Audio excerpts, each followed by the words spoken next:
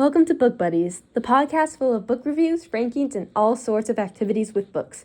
I'm Louisa Hammond, self-proclaimed book dragon with a Bachelor of Arts in English with an emphasis in creative writing, as well as theater. As many of you know, the latest book in the Hunger Games franchise, Sunrise on the Reaping, came out earlier this year. So today, I'm going to give you all my spoiler-free thoughts on the book. But before I do that, I want to give a little bit of my history with the whole Hunger Games franchise.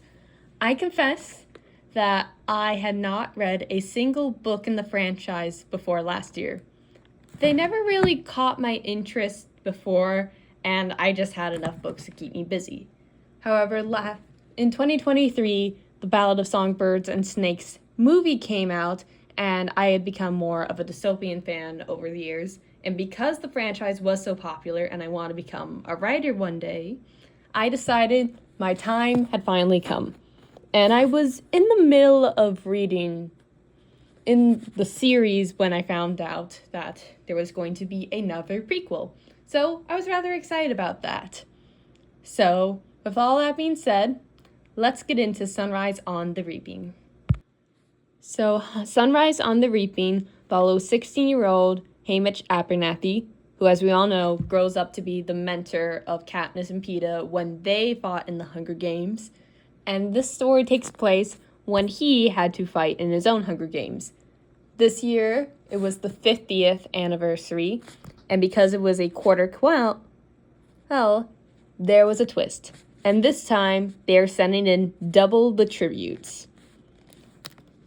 So the story begins when Haymitch is selected to be in the Hunger Games, which so happens to be on his birthday, worst birthday gift ever, and then the story ends shortly after his games. So first thing I want to talk about when it comes to Sunrise on the Reaping is the format.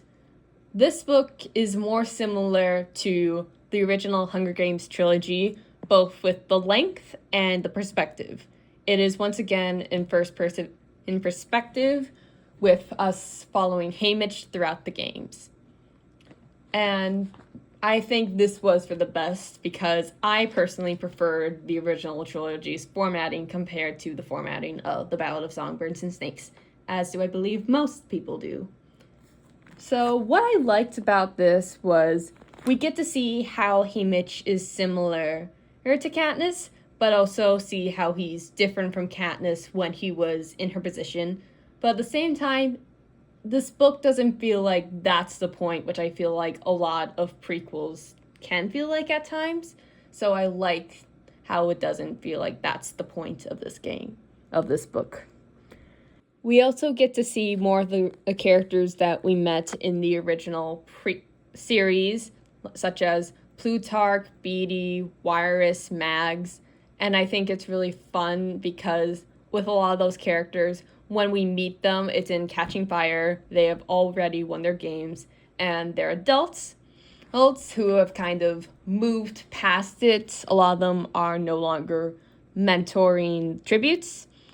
So here we get to see them again. Some are still mentoring the tributes from their respective districts, while others are placed in different areas, and we get to see what they're like before the original trilogy, which I think is really cool.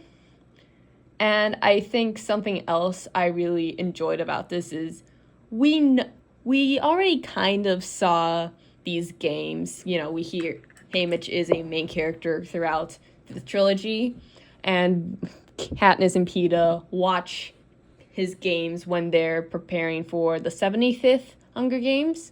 So we get a little bit of it, but at the same time, we get more detail, specifically watching it from Haymitch's perspective, and also because this is a quarter quell with double the tributes, we see how that is different, and also what the capital was like back in the day. Well, it still feels different from the original trilogy, but also from Ballad of Songbirds and Snakes. Something else that stood out for me when I was reading this book was the brutality. I'm not going to get too into it just in case you haven't read it yet, but there were definitely moments when I was reading the book open mouth thinking, oh my gosh!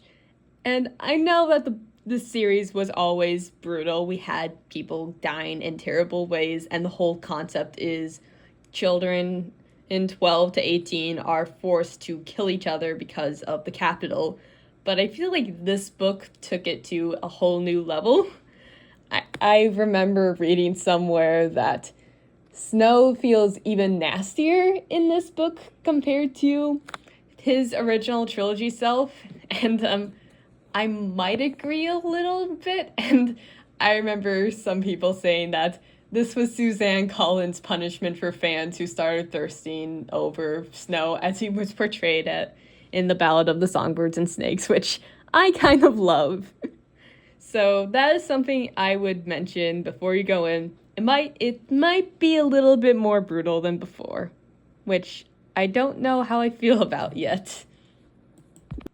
Naturally, no book is perfect, and I did have a few things that I didn't love about this book, so let's get into them.